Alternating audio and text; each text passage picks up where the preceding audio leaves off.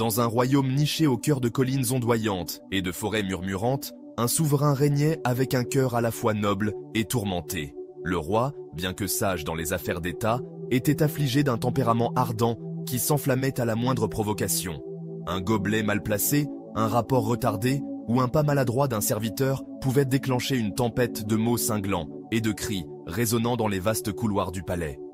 Les courtisans, conseillers et même les chevaliers les plus courageux marchaient sur des œufs, leurs journées assombries par la menace constante de la colère du roi. L'atmosphère à la cour devint lourde, chargée de tension. Après chaque accès de rage, le roi se retirait dans ses appartements, le cœur alourdi par le remords. Il voyait la peur dans les yeux de ceux qui le servaient, ressentait la pression que son tempérament imposait au royaume et aspirait à changer. Mais malgré ses efforts, le feu en lui se rallumait, consumant sa détermination. Ce cycle de fureur et de regret l'épuisait, jusqu'à ce qu'un soir, à bout de forces et désespéré, il convoqua le sage le plus vénéré du royaume. Le sage, un vieillard aux yeux pétillants de sagesse paisible, écouta le roi confesser ses tourments. Il parla de son désir de devenir un homme meilleur, de diriger avec patience et grâce, mais admit que sa colère semblait une bête indomptable. Le sage, caressant sa barbe pensivement, ne porta aucun jugement et lui tendit une petite fiole contenant un liquide clair. Il lui ordonna de la porter toujours sur lui et, à chaque montée de colère, de placer 5 gouttes sur sa langue et de garder la bouche close pendant 10 minutes. S'il parlait, prévint le sage, le pouvoir de la potion s'évanouirait. Le roi, avide de tout remède, accepta la fiole avec gratitude, la serrant comme une bouée de sauvetage. Le lendemain, alors qu'il siégeait dans la grande salle, un messager trébucha en présentant un rapport renversant de l'encre sur la table. La chaleur familière monta dans la poitrine du roi, ses mains se crispèrent sur les accoudoirs de son trône. Mais il se rappela les paroles du sage. Prenant la fiole, il plaça soigneusement 5 gouttes sur sa langue. Le liquide était fade, frais, sans rien d'extraordinaire, mais il garda les lèvres scellées, déterminé à suivre les instructions.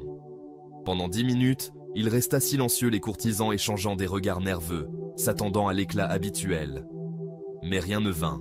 La respiration du roi ralentit, le feu dans son cœur s'apaisa, et lorsque les 10 minutes furent écoulées, l'envie de crier s'était dissipée. Il congédia le messager d'un hochement de tête calme, et la cour soupira de soulagement. Jour après jour, le roi eut recours à la fiole. Lorsqu'on lui apporta des nouvelles d'une mauvaise récolte, lorsqu'un écuyer laissa tomber une épée lors d'une cérémonie, ou lorsque les conseillers se disputaient pour des futilités, il utilisait la potion. À chaque fois, il plaçait 5 gouttes sur sa langue, fermait la bouche et attendait. Dans ces moments de silence imposé, il remarqua des choses qu'il avait négligées auparavant. L'inquiétude dans les yeux d'un conseiller, l'effort d'un serviteur pour plaire, le poids de ses propres mots sur ceux qui l'entouraient. Le silence lui offrait un espace pour réfléchir, pour voir au-delà de sa colère et choisir une autre voie. Peu à peu, la cour se transforma. L'air devint plus léger, la tension s'estompa et des murmures d'espoir remplacèrent de la crainte qui régnait autrefois. Les semaines devinrent des mois et le roi se rendit compte qu'il utilisait la fiole de moins en moins.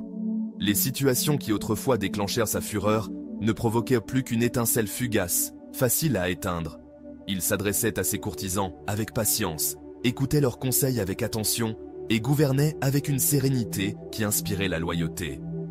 Le royaume prospéra sous cette nouvelle quiétude, son peuple s'épanouissant dans la chaleur d'un souverain qui dirigeait avec clarté plutôt qu'avec rage. Le roi, émerveillé par cette transformation, ressentit une profonde gratitude pour la sagesse du sage et partit le remercier. Dans l'humble demeure du sage, le roi brandit la fiole, presque vide, et loua son pouvoir miraculeux. Il raconta comment elle avait dompté son tempérament, apporté la paix à son cœur et restauré l'harmonie à la cour. Le sage, les yeux pétillants d'une douce amusement, prit la fiole et la tint à la lumière. Avec un sourire, il révéla la vérité. Le liquide à l'intérieur n'était que de l'eau, pure et ordinaire, puisée dans une source proche. Les yeux du roi s'écarquillèrent, son esprit cherchant à comprendre. Le sage expliqua que le véritable pouvoir ne résidait pas dans la fiole, mais dans le silence qu'elle imposait. En gardant la bouche close, le roi s'était donné le temps de réfléchir, de laisser la colère s'évanouir et de choisir la sagesse plutôt que la fureur. La potion n'était qu'un outil, un rappel que la force du changement venait de l'intérieur. Le roi resta silencieux, absorbant la leçon. Il comprit que sa colère n'était qu'une habitude, une réaction nourrie par la hâte et la chaleur du moment. Le silence, bien qu'imposé au début, lui avait appris à s'arrêter, à respirer et à voir le monde avec des yeux plus clairs. Ce n'était pas l'eau qui l'avait changé, mais son propre choix de se contenir, d'écouter plutôt que de s'emporter, de diriger avec intention plutôt qu'avec impulsion. La fiole vide devint un symbole de son voyage. Il n'avait plus besoin de son contenu car il avait appris à trouver le silence en lui-même. Dès lors, face au défi, le roi faisait une pause, laissant la tempête d'émotions passer avant d'agir. Sa cour, autrefois lieu de peur, devint un havre de confiance et de collaboration. Le peuple du royaume, inspiré par la transformation de son roi, commença à imiter sa patience, cultivant une culture de compréhension qui renforça le pays pour des générations.